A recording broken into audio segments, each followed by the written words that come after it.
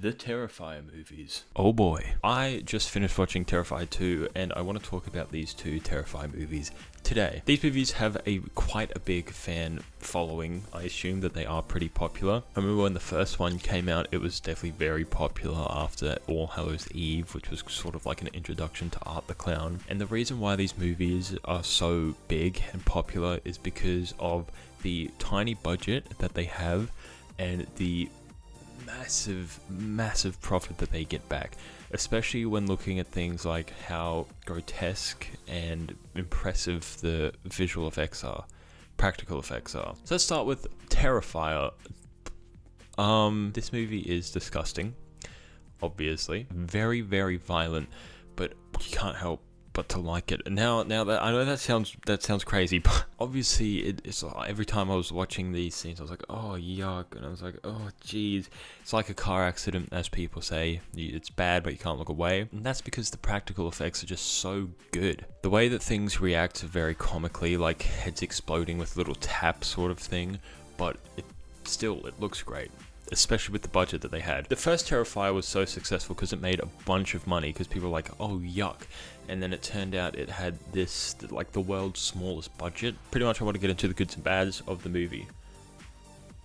Here's my cupboard. So, a mechanical clown named Art terrorizes 3 young women on Halloween night and everyone else who stands in his way. Definitely not for the squeamish. So, this movie's pretty bad, to be honest. You can tell that it doesn't have a budget because it is just shot poorly, it's edited poorly. The look of the movie is really bad, obviously, because they don't have the budget to get really good equipment. But in saying that, you can still shoot a scene with a small budget. You can just go out with your phone and get some really cool shots. But hey, that's not what the director wanted. If he focused more on the gore, that's his thing, bro. Also, the acting, pretty bad. I gotta cut this movie some slack. Most of the acting roles were like these people's first ever big roles that they've ever had. They're not known actors, obviously. This is like a sketch as film. But in saying that, David Howard Thornton as Art the Clown, put him in Hollywood, bro. He is so good at what he does. He makes every scene with Art the Clown in it creepy, makes it scary, makes it thrilling, makes it funny, makes it entertaining. Things that this man can do with his face, very good, very Jim Carrey-esque. He takes this role of Art the Clown and just flourishes it. The makeup and the practical effects, like I've already said, are brilliant. The highlight of this movie. But as far as the actual movie is, there is really no plot. There are definitely some creative undertones in there, and if a big company picked this film up, so, you know, something like A24, it would probably be better. Pretty much, I think this first movie was just testing the waters as to where they can go with this series, because Art the Clown has been around for a long time in shorts, in films, as like background characters in films. I think this character is property owned to Damien Leone, who directed both these movies. He's been around for ages. It's not just the Terrifying movies. This movie doesn't really have a sense of plot, but one thing that I really enjoyed that they did was that they killed the main character halfway through the film, and then the focus went elsewhere. Now, that might not always work, but in this situation it did, and I'm glad that they didn't hold back on that. They took a risk, and it worked, for me anyway. I thought it was very cool to have that switch up, especially when we spent so much time with the first character. Now, besides that, this is just a gore fest, and I mean, it is entertaining, I'll give it that. It was not a point in this movie when I was bored, because I pretty much was at the end of my seat the whole time. There were weird things that I couldn't explain, some disgusting things that I wanted to look away at, but I just couldn't. We all know the, but pretty much, the first Terrifier, nothing special. In fact, it was bad. It was a bad movie. But Art the Clown as an actor, whew, he's good. Very funny to watch at times. And I think Art the Clown as a character is also very cool as well. He's a whimsical little clown that is creepy. You never know what he's going to do. Like, obviously, he's probably going to kill someone. But people can go up to him and touch him and, like, poke his face, and he would just be like, and then, you know, leave them be. And then if someone just goes like this to him, then he goes and murders them in the most grotesque way possible. I think he's a very interesting character. And when he, like, laughs, because he's completely silent when he's laughing and he's just covered in blood, it's creepy. I also like the continuity between the start of the film, when he was spotless, covered in this white suit, and then by the end of the film, it's just all red. That's the first Terrifier movie. It's nothing short of a 4 out of 10. Moving on. Terrifier 2. I just finished watching it. It is such a stupid movie. The first thing I want to point out, I was like, oh, well, the first one was fun, and it was short, so it was enjoyable, and, you know, it was entertaining, so I'm sure this one will be another short little bit. It's almost 2.5 hours long. To preface that, that's an extra hour than the first movie had. The first movie was only like an hour and 20 minutes. This one is 2 hours and 20 minutes. 1 year after the now infamous Miles County massacre, serial killer Art the Clown returns to wreak havoc on a bereaved family. Now pitted against Art is a young boy named Jonathan who has a particular obsession with art and his older sister Sienna, an artist with a proclivity for cosplay. Heir to her late father's creative streak, to his propensity for mental imbalance, and to his strange, supernatural link with art, Sienna is painstakingly turning the design of a swords and sorcery character that Daddy sketched for her into a costume for Halloween. The lines between nightmare and reality intersect as a demonic apparition guides Art closer to the siblings, and the gruesome body count rises. In order to survive, Sienna will have to become that heroine fully, and take on her antagonist in a world of dream, fantasy, and legend.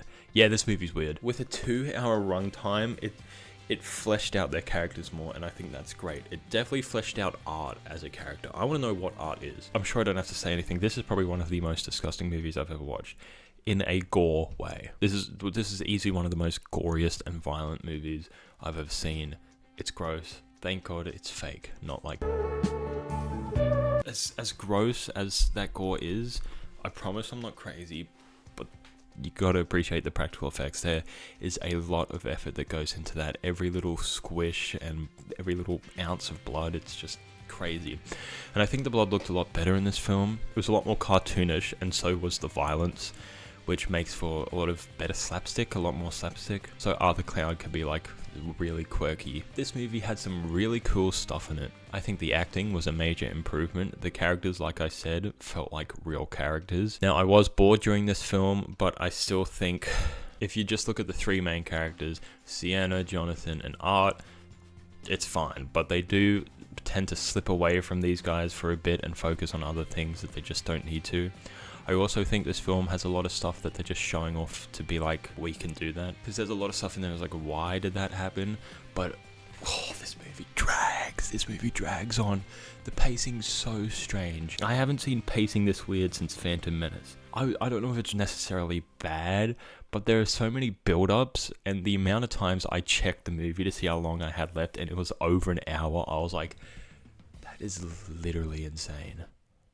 But I think Sienna did a very good job at acting, and Art the Clown, once again as a character, is very great. We do spend a lot more time with him in this movie, so I think he is less of like this creepy, mysterious guy. We learn a lot about him, but there's still a lot for the audience to interpret, which I think is cool. I think they should keep doing that, being like, he's mysterious, he is not human whatsoever. That's all you need to know. This movie had a very big budget, and like I said, there were some really cool scenes. This movie mixed supernatural with the horror element, which I tend to love if it's done right. I'm not the biggest advocate for like ghost movies, but things like The Shining, Doctor Sleep even, stay tuned for that by the way, I love, because they execute their supernatural scenes properly. Doesn't feel forced. It's pretty good. So there is quite a lot of that, but there are a few scenes that stood out to me, especially the one where Sienna goes into that dreamland. There's homeless people there. Art the Clown is like the mascot and is like, come eat our food. It's really cool. And this movie also has some really funny moments, like especially in that one, Art just pulls out a Tommy gun and mows everyone down. I wasn't expecting it. It caught me so off guard that I was like actually laughing. I was like, should I be laughing at this? Because it was violent. But things like that I love. The book I loved as well. Like, this is what Daddy drew, and this is what's going to happen, so now we know that something's going to go down tonight. I didn't really like the little girl, like Art's sister or whatever, like Art's little helper. She was strange. The mother was terrible. What a terrible mother. Like, it's your own fault. But like I said, the violence in this movie, bro. Jesus. Once again, I think we all know that scene. Both of these movies have that scene in the movie. and we know what one that is in this one. Apparently people walked out of this movie because it was too violent, which when I heard that, after knowing what happened in the first one, I was like, it must be bad, and it was. But the practical effects people just went ham with it, absolutely ham, and it was impressive nonetheless. But the whole time it was just like, oh my goodness gracious. There are quite a few very grotesque scenes in this movie, and then it dies down quite a lot. The writing is quite bad. There's so much attention focused elsewhere. You could probably cut a lot more of this film because it's way bigger than what it needs to be. Like, they are going for something here. They are making something. But you could easily trim like 30 minutes off this film and still get the same outcome. I don't know how people who work on these movies are not traumatized. All in all, the story is massive here. They're trying to, like, I can't, even by the end of the movie, I was like, this is so stupid. And then I was like, it's dragging, then it just ends. And then there's a post-credit scene. Oh my god. The Terrifier cinematic universe, the TCU is going to go crazy. But needless to say, I did like this movie more because there was a lot there, and it felt like, you know, it didn't just feel like puppets being there so that art could come and kill them and be like, look at how much gore we can put in this movie, guys. Which is what the first Terrifier movie came across to me as. Whereas the second one felt like real characters, had a blast with it. It was a fun movie, but it was also slow and so ridiculously stupid. Like, I can't make up some of the stuff that happens in that movie. But nonetheless, I'm giving it a 6 out of 10, which now I'm realizing is very generous. That's my like opinions on the Terrifier movies. They're very popular. Art the Clown is now a horror icon, I'm sure. But Terrifier 3 is coming out. I'm interested to see where it goes because the post-credit scene left me shook. Art will return, and apparently it's centered around Christmas. I hope you guys enjoyed this video. Let me know what you guys think about the Terrifier movies. Have you seen them? Are they disgusting? Do you like them? Probably. I know my aunt would like them because she's quite strange. But that's going to do it. Have a nice day.